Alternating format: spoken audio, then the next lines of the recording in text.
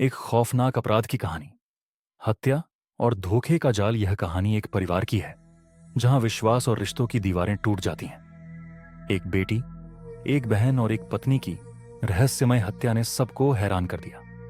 पति, ससुर और देवर ने मिलकर जो जघन्य अपराध किया, उसकी गूंज आज भी सुनाई देती है।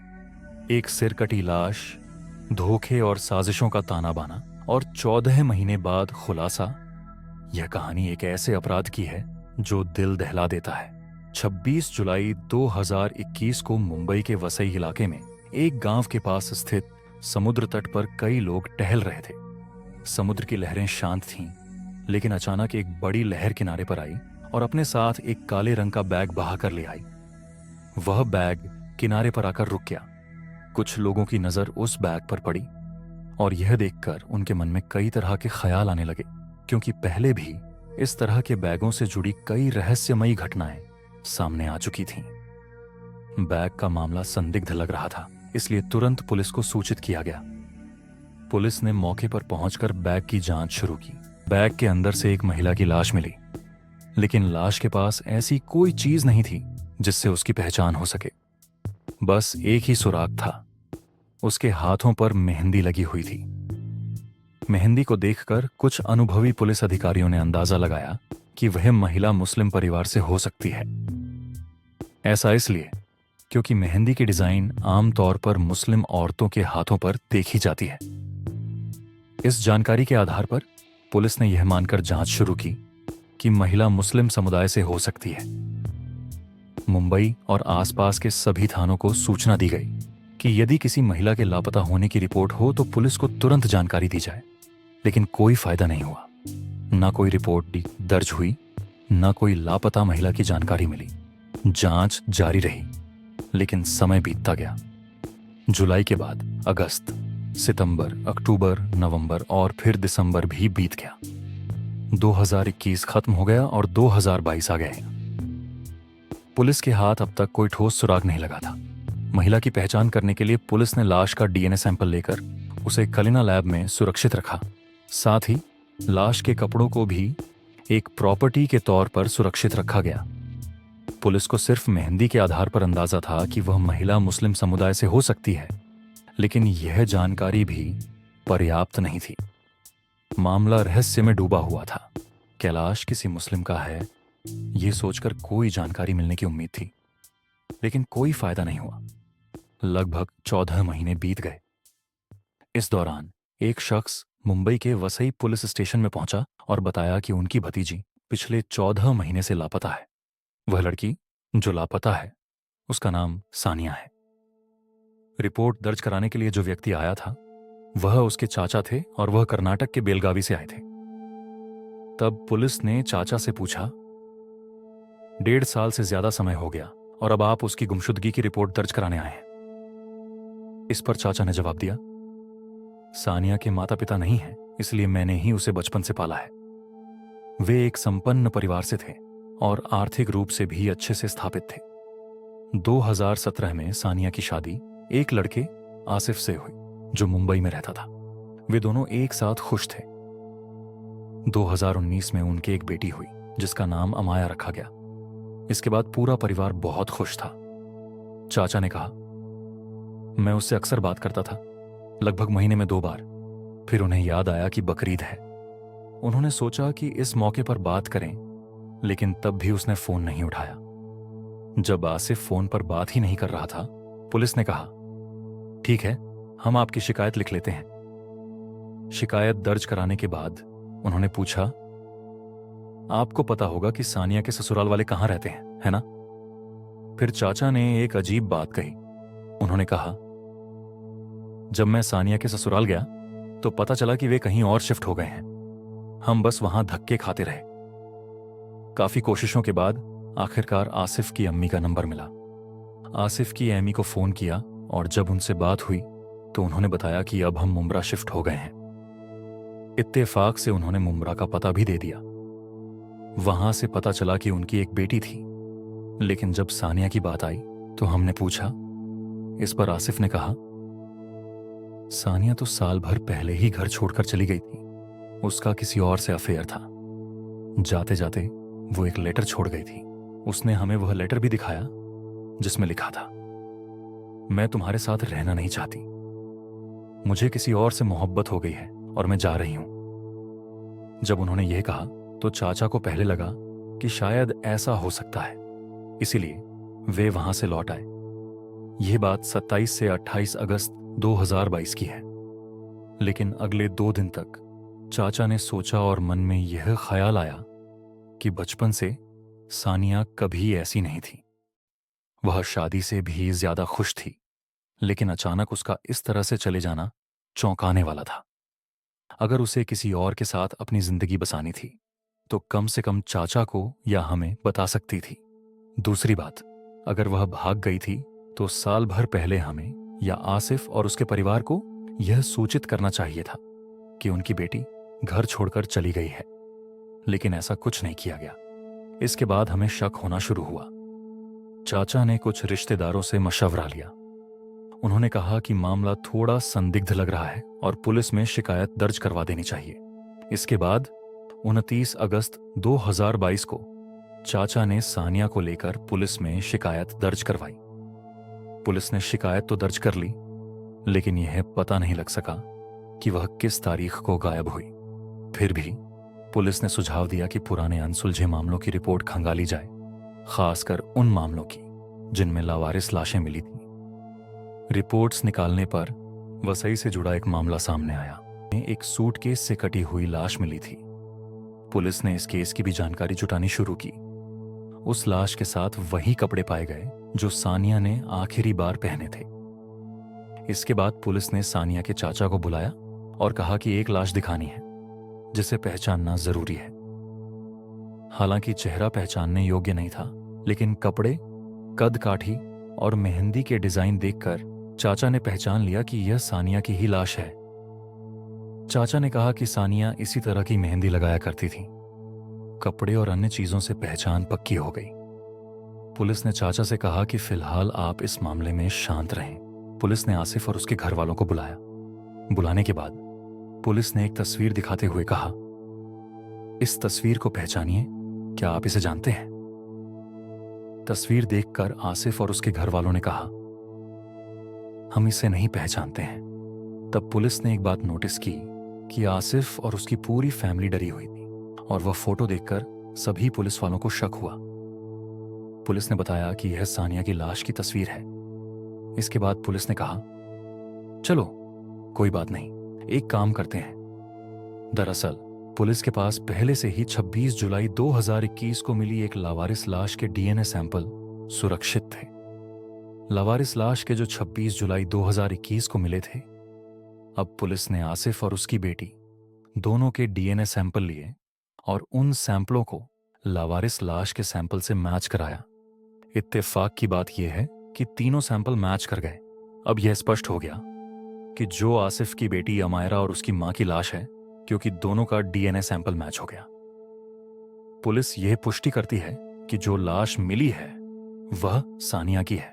अब सानिया का मर्डर किसने किया, यह पता करना था। डीएनए सैंपल के आधार पर आसिफ को गिरफ्तार नहीं किया जा सकता था, इसलिए सबूत की आवश्यकता थी। अब पुलिस को यह पता करना था कि सानिया के मर्डर का मोटिव क्या था। फिर पुलिस ने सानिया के चाचा की मदद ली और उनसे पूछा, आप पूरी बात बताइए, 2017 से अब तक क्या हुआ है? तो चाचा ने कहा, आसिफ सऊदी अरब में काम करता था। उसके बाद जब कोरोना महामारी का शुरुआती दौर आया तो वह वापस इंडिया आ गया और यहीं रहने लगा। शुरुआत में कुछ पैसे और दहेज की बात थी, लेकिन यह इतना बड़ा मुद्दा नहीं था। सब कुछ अच्छा चल रहा था। अब अचानक सानिया गायब हो गई। पुलिस ने कहा, वह लेटर दिखाओ जो आसिफ ने दिखाया था और कहा था कि यह सानिया का पत्र है। फिर पुलिस ने उस पत्र को फॉरेंसिक लैब में लिखावट की जांच के लिए भेजा। बाद में लैब की रिपोर्ट में पुष्टि हुई कि लिखावट आसिफ की है। अब पुलिस को यह स्पष्ट हो गया कि सानिया को मारने वाला आसिफ ही है। तो अब बहुत हो गया प्यार मोहब्बत की बातें। अब अपने अंदाज में काम करो। आसिफ को उठाओ और फिर उसे पुलिस स्टेशन में अच्छी तरह से ट्रीटमेंट दिया जाता है। इसके बाद आसिफ तोते की तरह बोलने लगा। उसने कहा, यह 21 जुलाई 2021 की बात है। 21 जुलाई इत्तेफाक से उसी दिन बकरा ईद थी। बकरा ईद मुस्लिम समुदाय का एक त्योहार है। इस बकरी ईद के दिन आसिफ और उसके घर वालों ने एक ऐसी घटना को अंजाम दिया जिसे सुनकर रूह कांप जाती है। सबसे पहले आसिफ ने अपनी और सानिया की 2 साल की बेटी को अपनी बहन के घर भेज दिया, जो मुंब्रा में रहती थी। उस समय आसिफ और उसका परिवार नालासोपारा में रहते थे। बकरीद का दिन था और आसिफ ने अपनी बेटी को अपनी बहन के पास इसलिए भेजा ताकि वह इस घटना से दूर रहे। बकरीद के दिन नमाज पढ़ने के बाद आसिफ, उसका भाई और उसका पिता घर लौटे। उस समय घर में सानिया के अलावा और कोई नहीं था। उन्होंने सबसे पहले सानिया को उसे तब में डुबाया जाता है। उन्होंने तब तक उसका मुंह दबाए रखा जब तक वह दम नहीं तोड़ देती। इसके बाद भी उन्हें शक था कि सानिया जीवित हो सकती है, इसलिए उन्होंने उसका गला घोंट दिया। जब उन्हें पूरी तरह यकीन हो गया कि सानिया मर चुकी हैं, तो आसिफ ने एक चाकू उठाया और उसका सिर धड़ से अलग करने की कोशिश की, लेकिन वह आधा भी काट नहीं पाता और बेहोश हो जाता है।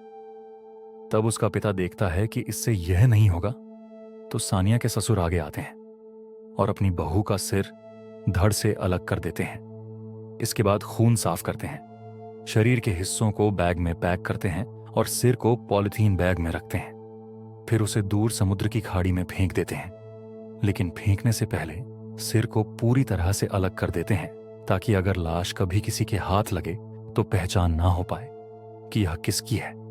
इसके बाद पिता पुत्र मिलकर सानिया के सिर के बाल ट्रिम कर देते हैं और पूरे बाल काट देते हैं। सिर पर होंठ के पास एक तिल था, तो उन्हें लगा कि अगर कभी किसी को सिर मिल भी गया तो तिल से पहचान हो सकती है। इसलिए उन्होंने चाकू से उस तिल को भी हटा दिया। जब सभी पहचान के निशान हटा दिए तो सिर को पॉलिथीन बैग में रखा और शरीर के बाकी हिस्सों को बैग में पैक किया। आसिफ समुद्र की खाड़ी में सिर फेंक कर घर लौट आता है। बाद में वह अपने जीजा को फोन करता है, जो उसकी इकलौती बहन का पति है। उसका जीजा कैब ड्राइवर है। आसिफ उससे कहता है कि अपनी गाड़ी लेकर आओ, क्योंकि गाड़ी की जरूरत है। उसका जीजा गाड़ी लेकर आता है। फिर आसिफ उसे सारी बात बताता है कि उन्हें कटी हुई लाश को ठिकाने लगाना है। वे लाश वाले बैग को गाड़ी में रखते हैं और दोनों, जीजा और साले, साथ निकलते हैं। वे वसई के समुद्र किनारे एक दूर जगह पर जाकर बैग को समुद्र में फेंक देते हैं, यह सोचकर कि समुद्र की लहरें उसे अपने साथ ले जाएंगी। लेकिन 5 दिन बाद समुद्र की लहरें उस बैग को वापस किनारे पर ले आती हैं। वे समुद्र में बीच तक जाकर वापस घर आ जाते हैं और फिर बकरीद मनाते हैं। मेहमान आते हैं जिनका स्वागत किया जाता है, उन्हें खाना खिलाया और पिलाया जाता है और खुद भी खाते पीते हैं जैसे कुछ हुआ ही नहीं। इसके बाद सभी सामान्य तरीके से वहीं रहते हैं, लेकिन फिर उन्हें डर लगने लगता है कि कहीं उनकी हत्या किसी को पता न चल जाए, खासकर सानिया के ससुराल वालों को। इस डर के कारण वे नालासोपारा का अपना मकान बेच देते हैं। मकान बेचने के बाद आसिफ अपनी बहन के पास, जो मुंब्रा में रहती थी, वहां एक नया घर खरीद लेता है। पूरी फैमिली वहां जाकर बस जाती है और अब वहीं रहने लगती है। 14 महीने बाद सानिया के चाचा का संपर्क होता है, तो होता यह है कि नालासोपारा का अपना मकान बेच देते हैं। मकान बेचने के बाद आसिफ अपनी बहन, जो मुंब्रा में रहती थी, के पास नया घर खरीद लेता है। इसके बाद पूरी फैमिली मुंब्रा शिफ्ट हो जाती है और वहीं रहने लगती है। 14 महीने बाद जब सानिया के चाचा से संपर्क नहीं हुआ और जब वह आए तो उन्होंने मुंब्रा का घर ढूंढा। फिर 29 अगस्त को वह पुलिस के पास गए, जिसके बाद यह पूरी कहानी सामने आई। इस कहानी में ससुर, देवर और अन्य परिवार के लोग शामिल हैं। इस पूरे मामले की वजहें सुनकर कई सवाल खड़े होते हैं। आप कह सकते हैं कि और भी रास्ते हो सकते थे। एक पति, एक ससुर और एक देवर ने सानिया का कत्ल क्यों किया? 2017 में आसिफ और सानिया की शादी हुई। इससे पहले आसिफ की इकलौती बहन की शादी हो चुकी थी और उसकी शादी को करीब 10 साल हो चुके थे। इन 10 सालों में उसे कोई औलाद नहीं हुई। धीरे धीरे समय बीतता गया, लेकिन उसकी बहन की गोद सूनी ही रही। इस बात को लेकर आसिफ के घर में अक्सर चर्चा होती रहती थी। इसी दौरान आसिफ की पत्नी सानिया घर में आई। हमेशा आसिफ की बहन का रोना धोना यही रहता था कि उसे औलाद क्यों नहीं हो रही। माँ बाप को भी फिर इसका गम था। फिर 2019 में सानिया ने एक बेटी को जन्म दिया। इसी बेटी के जन्म के बाद से इस कहानी की शुरुआत होती है। आसिफ के परिवार ने सोचा कि उसकी बहन जो औलाद के लिए तरस रही थी, सानिया की बेटी को अपनी बेटी के रूप में पाल सकती है। माँ बाप और बहन ने सानिया से कहा, ऊपर वाले ने तुम्हें बेटी दी है और शायद आगे भी बच्चे देगा, इस बेटी को अपनी बहन को दे दो। लेकिन सानिया ने इस बात से साफ इनकार कर दिया। उसने कहा, मैं अपनी बेटी से दूर नहीं रह सकती, ये मुझसे मत कहिए। यहीं से सानिया और घर वालों के बीच टकराव शुरू हो गया। घर वालों ने यह ठान लिया कि अगर सानिया उनके फैसले में बाधा बनेगी तो उसे रास्ते से हटा दिया जाएगा। कुर्बानी वाले दिन बेरहमी और हैवानियत के साथ सानिया का कत्ल कर दिया गया। इस घटना में ससुर, पति और देवर शामिल थे।